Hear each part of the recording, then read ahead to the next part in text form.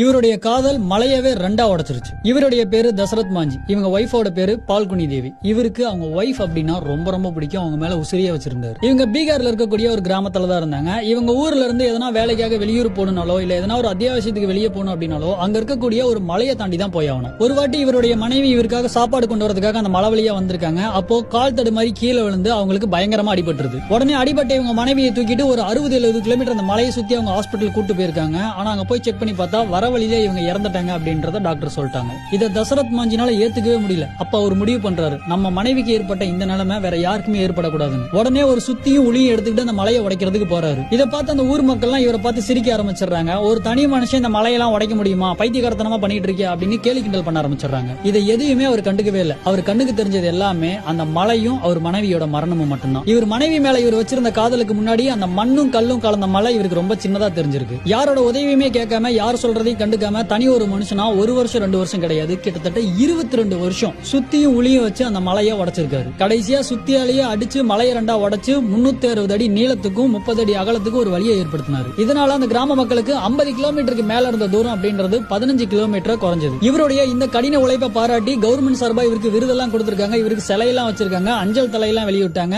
ஏன் பாலிவுட்ல இவருடைய கதையை வச்சு படமே வந்திருக்கு. இல்லாத தன்னுடைய மனைவிக்காக 22 வருஷம் போராடி தன் காதல் என்ன அப்படின்றத இந்த மனுஷன் நிரூபிச்சிருக்காரு. ஆனா இப்பெல்லாம் காதல் அப்படின்றது இந்த 50 ரூபா ஹெட்செட் மாதிரி தான். முடிஞ்ச வரைக்கும் 3 மாசம், அதிகபட்சம் 6 மாசம். அதையும் மீறி இந்த உண்மையான காதல் அப்படின்றதெல்லாம் கடல்லே இல்லையா. நன்றி, நமக்கு.